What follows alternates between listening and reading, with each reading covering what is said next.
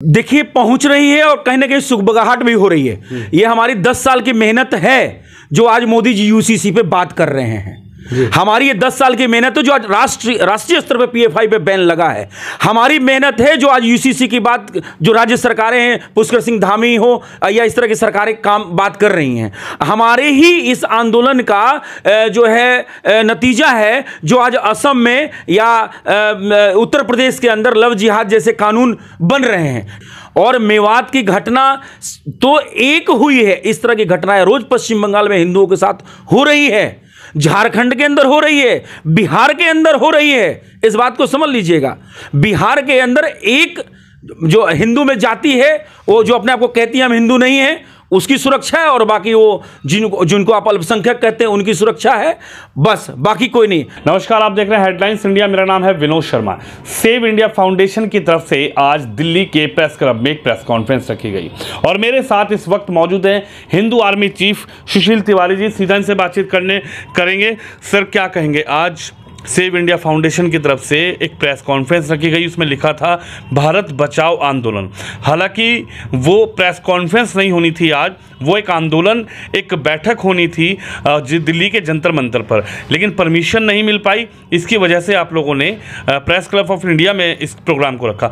क्या कहेंगे, क्या उद्देश्य है पूरा, और किस तरीके से लगातार हर साल इस तरीके से होता है? पहले भी जंतर मंतर आए, उसके बाद दिल्ली भी आए, लेकिन आज प्रेस क्लब में भी जो प्रेस कॉन्फ्रेंस रखी, क्या उद्देश्य है पूरा? देखिए, भारत की जो न्यायिक व्यवस्था है, भारत का जो कानून है, ये कानून वाकई अंधा है। और इस कानून के तहत आप देखेंगे, एक किसान अगर गाय को मारता है या बैल को मारता है हल जोतते समय, तो उसको जो है जेल हो जाती है। और आज 9 वर्ष हो गए, बात समझिएगा, मोदी काल में, और हम उम्मीद लगाए अभी भी बैठे हुए हैं। हम इन्हीं तरीके के 75 मांगों को लेके 8 अगस्त को जंतर मंतर पे आज से नहीं पिछले 5 वर्षों से आंदोलन चला रहे हैं, विभिन्न मांगों को लेके, चाहे वो एक समान शिक्षा हो, जनसंख्या नियंत्रण हो, यूसीसी हो, घुसपैठ नियंत्रण हो, तमाम तरह की जो विषय हैं हम लेके आते हैं और अपनी आवाज को संवैधानिक तरीके से रखते हैं, और हमें संविधान अधिकार भी देता है। लेकिन किन्हीं वजहों से जो भी मंशा रही हो, जो वामपंथी बैठे हैं सिस्टम में, वो हमें परमिशन नहीं दे रहे हैं। तो हमने कहा कि ठीक है, हम शांतिप्रिय तरीके से प्रेस कॉन्फ्रेंस करके अपनी बात तो रखेंगे। जो है भारत छोड़ो आंदोलन चला था अंग्रेजों के खिलाफ, ऐतिहासिक मानते हो, भारत जोड़ो आंदोलन पे निकले हैं, और भारत जोड़ो आंदोलन पे तमाम इस तरह के विषय हैं, चाहे यूसीसी हो, और चाहे वो घुसपैठ नियंत्रण हो, एक समान शिक्षा हो, जनसंख्या नियंत्रण हो, तमाम तरह के विषय हैं जो हम 108 हिंदू संगठनें जो है लेके चल रहे हैं। और कहीं ना कहीं ये 108 संगठनें, हम भारतीय जनता पार्टी और राष्ट्र के लिए कार्य कर रहे हैं, लेकिन हमारा जो दर्द है वो हम कहीं ना कहीं उपेक्षित हो रहे हैं। आज विश्व हिंदू परिषद का कार्यकर्ता हो, हिंदू आर्मी का कार्यकर्ता हो या बजरंग दल का कार्यकर्ता हो, मार दिया जाता है तो वहां पर सरकार आंख बंद कर लेती है। लेकिन वहीं आप अगर देखेंगे, एक घटना हो जाती है मणिपुर में, तो वहां तक सीजीआई जो सुप्रीम कोर्ट के मेन जज हैं, वो भी टिप्पणी दे देते हैं। और अब तो 9 वर्ष हो गए, अब तो गो हत्या बंद करो। अब कब? तो अब सिर्फ हम, मोदी जी की नीयत पे कोई डाउट नहीं है, योगी जी की नीयत पे कोई डाउट नहीं है, राष्ट्रवादी सरकारें हैं, लेकिन भैया कब? अब तीसरा टेन्योर हम देने जा रहे हैं। इस राष्ट्रवादी सरकार की आप बात कर रहे हैं, मोदी जी की आपने बात करी, योगी जी की आपने बात करी, लेकिन क्या आपको लगता है कि आप बोल रहे हैं, बता रहे हैं, आपकी बातों को सुनकर अनसुना किया जा रहा है, या फिर कोई सुनने की कोशिश नहीं कर रहा? आपके जो संगठन बातें कर रहे हैं, उनकी जो मांग है, आखिर आप क्या मानते हैं? जब आप लगातार आंदोलन कर रहे हैं, संघर्ष कर रहे हैं, क्या वो मांग, क्या वो पुकार, क्या वो आवाज सिस्टम तक, सरकार तक पहुंच नहीं पा रही? देखिए पहुंच रही है और कहीं ना कहीं सुगबगाहट भी हो रही है। ये हमारी 10 साल की मेहनत है जो आज मोदी जी यूसीसी पे बात कर रहे हैं। हमारी ये 10 साल की मेहनत है जो आज राष्ट्रीय स्तर पे पीएफआई पे बैन लगा है। हमारी मेहनत है जो आज यूसीसी की बात जो राज्य सरकारें हैं, पुष्कर सिंह धामी हो या इस तरह की सरकारें काम बात कर रही हैं। हमारे ही इस आंदोलन का जो है नतीजा है जो आज असम में या उत्तर प्रदेश के अंदर लव जिहाद जैसे कानून बन रहे हैं। ठीक है, राष्ट्रीय स्तर पर नहीं बन रहे, लेकिन हम आंदोलन जो है चलाते रहेंगे। देखिए, मुख्य मांग ये रहती है विनोद जी हमारी कि यूसीसी अगर आ जाता है तो उसके अंदर जनसंख्या नियंत्रण हो जाएगा, क्योंकि हमारे संसाधन, हमारे टैक्स हम कमा के ईमानदारी से टैक्स भरते हैं और वो 5 विवाह करके 25 जो है बच्चे पैदा करके वोटों का ध्रुवीकरण में करने में लगे हैं, और वो 55 जो देश बना चुके हैं वो 56वें देश की तैयारी में है। इस बात को सरकार क्यों नहीं समझ रही है? इस बात को हम अपनी आवाज सरकार तक पहुंचाना चाहते हैं, क्योंकि यूसीसी आया तो नेचुरल सी बात है, एक समान कानून हो जाएगा। एक जब आईपीसी उनके लिए एक समान हो सकती है तो एक कानून देश में क्यों नहीं हो सकता? इस बात को समझिए। और किसी को परहेज नहीं है तो इसमें देरी क्यों? हम क्यों 2024 का वेट करें? हम 2024 के पहले ना क्यों ना मोदी जी यूसीसी लागू कर दें, तो हम 2024 में उनको और 300 नहीं, हम 400 सीटों को ऊपर लेके आएंगे, और लेके आते भी हैं। हमने 2 बार चांस दिया, हम तीसरी बार भी देने को तैयार है। सुशील जी, आपने कहा 2 बार चांस दिया, तीसरी बार भी सरकार अभी 2024 का चुनाव है, उससे पहले शुरुआत पूरी तरीके से तेज है और तैयारियां भी, सरकार हो, विपक्ष हो या अन्य पार्टी हो, तेज है। लेकिन क्या माना जाए, इस आंदोलन को आप लगातार पिछले कई सालों से चला रहे हैं। अब जंतर मंतर भी गए, जेल की सलाखों के पीछे भी गए, आप हों या पिंकी चौधरी हों या तमाम लोग हों, लेकिन क्या लगता है कि आंदोलन इसी तरीके से चलता रहेगा? आज एक प्रेस कॉन्फ्रेंस में बड़ी बात भी रही, आप बैठे हुए थे, आपने भी समर्थन किया, कहीं ना कहीं एक राजनीतिक दल बनाने की बात की गई, राजनीतिक पार्टी बनाने की बात की गई। आप थे, पिंकी चौधरी थे, तमाम लोग भी थे, प्रीत सिंह थे, राजनीति में जाने की जो बात की गई, आप इस पे क्या कहेंगे? देखिए, अरविंद केजरीवाल जो है अन्ना हजारे के आंदोलन से पैदा हुए और सभी को ये उम्मीद थी, इनफैक्ट मुझे भी उम्मीद थी, जो राष्ट्रवादी लोग थे उनको भी उम्मीद थी कि ये आदमी दोगलापन नहीं करेगा।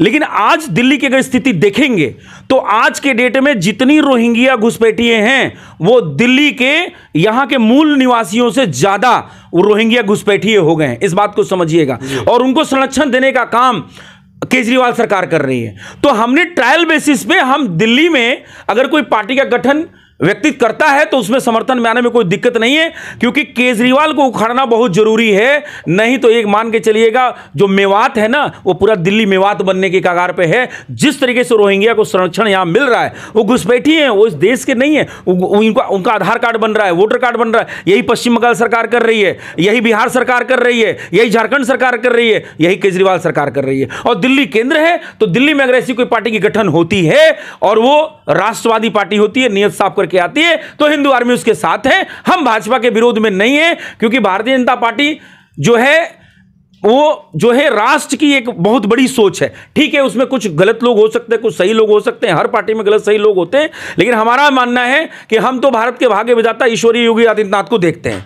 लेकिन जहां तक दिल्ली की बात है, दिल्ली में कोई राजनीतिक पार्टी बनती है, गठन होता है, तो हमारा पूर्णतः समर्थन रहेगा, इसमें कोई डाउट नहीं है, बशर्ते वो हिंदू हित की बात करे, बहुसंख्यकों की बात करे। जितनी पार्टियां बनी, अखिलेश यादव की बनी, वो अपने गोद में लेके बैठ गए उनको, किनको? गोल टोपी वालों को। आप मायावती जी को देख लीजिए, वो भी हिंदुओं को अलग करके और दलित कार्ड खेल के और दलित और एम समीकरण बैठाने लगी। यही अखिलेश यादव का MY समीकरण बैठाने लगे। यही केजरीवाल है, वो भी उन्हीं के तरफ पड़े हुए हैं। कौन सी है जो I.N.D.India जो बनी है, आप मुझे बता दीजिए कोई ऐसी पार्टी है जो हिंदू हित की प्रखरता से बात करती हो? इस बात को समझिएगा। तो क्यों नहीं, अगर कोई हिंदू हित की पार्टी बात करने के बने, जब ओम प्रकाश राजभर जैसे छुटकैया नेता को Z+ सुरक्षा मिल सकता है और उसको इतनी तरजीह केंद्र सरकार दे सकती है, तो ठीक है, ट्रायल बेसिस में केजरीवाल को ही परास्त करके और हम जो है केंद्र सरकार या जो भारतीय जनता पार्टी उसको दिखा दे कि नहीं भैया हम भी अस्तित्व में हैं, जो हिंदू संगठन है उनको अपेक्षित मत करो, उनकी बातों को सुनो, तो ये एक अच्छा तरीका हो सकता है। बुरा क्या है इसमें? आप नहीं मानते कि इस तरीके से वोटों का ध्रुवीकरण हो जाएगा? इस तरीके से आप भी हिंदुवादी बात कर रहे हैं और भारतीय जनता पार्टी केंद्र में भी, केंद्र में भी और कई स्टेट में सरकार चला रही है, वो भी हिंदुत्व की बात करती है, चाहे प्रधानमंत्री नरेंद्र मोदी हों या फिर योगी आदित्यनाथ हों। तमाम जो लोग हैं जो भाजपा में बैठे हैं वो भी तो हिंदुत्व की बात करके सत्ता में जाते हैं। तो भैया जो NDA है उसमें ओम प्रकाश राजभर है, निषाद पार्टी है, ये एक विधायक वाली पार्टियां हैं। एक बात को समझ लीजिएगा, सिंगल विधायक वाली पार्टियां हैं, लेकिन उनके लिए रेड कारपेट बिछा हुआ है। अगर हम दिल्ली को, केजरीवाल को परास्त करके एक अच्छा रिपोर्ट लेके हम बैठते हैं तो हमारी बात को सुनी जाएगी, हमारी बात को समझी जाएगी। और एक बात समझ लीजिए, हम कानून बनाने की मांग आंदोलन के जरिए कर रहे हैं, कुछ पे सुनवाई हो रही है, कुछ पे नहीं हो रही है, लेकिन जब हम संवैधानिक सिस्टम में आ जाएंगे तो शायद कानून बनाने का अधिकार हमारा हो जाएगा। इस बात के लिए कोई परहेज नहीं है। अगर कोई साफ नियत से पार्टी आती है तो उसको राष्ट्रीय स्तर पर सारे हिंदू संगठनों को समर्थन देना चाहिए, खासकर दिल्ली से शुरुआत करें। हम भाजपा का कोई नुकसान न करें। आज भी तो हिंदू आर्मी यहां पर समर्थन करेगी, दिल्ली में समर्थन करेगी, लेकिन 2024 में हम मोदी जी को तिबारा देखना चाहते हैं। हम केंद्रीय चुनाव में कोई हस्तक्षेप नहीं करेंगे और हम पूर्णतया भारतीय जनता पार्टी के साथ थे, हैं, रहेंगे। लेकिन पर्टिकुलर दिल्ली के अंदर फिलहाल हम केजरीवाल के खिलाफ थे, हैं और आजीवन रहेंगे। मेवात की घटना को सुशील तिवारी जी आप कैसे देखते हैं? हिंदू आर्मी आप चलाते हैं, तमाम हिंदूवादी जो लोग हैं, हिंदुत्व को मानने वाले, सनातन को मानने वाले आपसे संगठन से जुड़े हुए हैं और आप भी लगातार टाइम टू टाइम लाइव करते हैं या फिर अपनी बातों को रखते हैं सोशल मीडिया के ज़रिए। मेवात घटना को आप कैसे देखते हैं? देखिए, मेवात मैं तो फिर कह रहा हूँ कोई नई घटना नहीं है और इस तरह की घटनाएं देश के अंदर बहुत सी होने वाली और हो रही हैं। कहीं उजागर हो जा रहा है, कहीं पश्चिम बंगाल के अंदर भारतीय जनता पार्टी की महिला मोर्चा की अध्यक्षा का स्टेटमेंट है कि वहां पे हिंदुओं के लड़कियों को, बहू बेटियों को खुलेआम जो है एक वर्ग विशेष के लोग ले जाते हैं, रेप करते हैं और अगर वो थाने में जाती है तो वहां कोई धाराएं नहीं लगती हैं। थानेदार रेपिस्ट को फोन करता है कि थाने आने की हिम्मत कैसे हो गई, इतना तुम लोगों ने छोड़ कैसे दिया। तो इस तरह की वहां पे मतलब ऐसे जंगन्य वीडियो आप अगर देखेंगे, ऐसे वायरल वीडियो देखेंगे, मतलब उस वैसे जगहों पे मतलब उसको हम बता नहीं सकते आपके कैमरे पे। तो पश्चिम बंगाल एक तरीके से भारत से अलग हो चुका है, आपको दिख नहीं रहा है। वहां पे राष्ट्रपति शासन लगना चाहिए।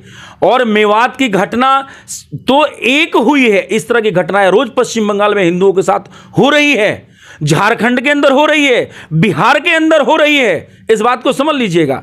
बिहार के अंदर एक जो हिंदू में जाति है, वो जो अपने आप को कहती है हम हिंदू नहीं है, उसकी सुरक्षा है और बाकी वो जिनको आप अल्पसंख्यक कहते हैं उनकी सुरक्षा है, बस बाकी कोई नहीं। भाई कहीं ना कहीं से जमीनी स्तर से ही तो निकल के समस्याएं आती हैं, तभी तो संसद में और राज्यसभा में कानून बनता है। तो हमें तो जगह ही नहीं मिला। जाति व्यवस्था को हिंदू आर्मी वैसे नहीं मानती, इस बात को समझ लीजिएगा। जाति व्यवस्था में हमारा कोई रुचि नहीं है, हम हिंदू हैं, हम इस बात को लेके चलते हैं। जहाँ तक मेवात की नूह की घटना है, मैं समझता हूँ खट्टर सरकार है वहाँ पे। देखिए यहीं पे चिढ़ाती है, आपने झुग्गियाँ झोपड़ियाँ गिरा दिया, भैया वो घुसपैठी हैं फिर बना लेंगे। झुग्गी झोपड़ी बनाने से क्या, झोपड़ी गिरा के आपने शांत तो कर दिया अपनी जनता को, लेकिन उससे कोई रिजल्ट निकला क्या? हमने घर भी गिरा दिए, वो कह रहे घर गिरा दिए, वो दोबारा बना लेंगे। भाई वो घुसपैठी हैं, उनको फंडिंग हो रही है, वहां नहीं बनाएंगे। केजरीवाल बैठा हुआ है आधार कार्ड बनाने के लिए। तो परमानेंट है घुसपैठ नियंत्रण, जो हम लोग की मांग है, जो 75 मांग है, घुसपैठ नियंत्रण कानून, यही सारा यूसीसी में आ जाएगा। तभी हम कह रहे हैं कि चुनाव के पहले अगर यूसीसी लागू हो जाता है तो मेवात जैसी, नूह जैसी, या मणिपुर हो, या पश्चिम बंगाल हो, या राजस्थान हो, तमाम जो रोज घटनाएं हो रही नहीं होंगी।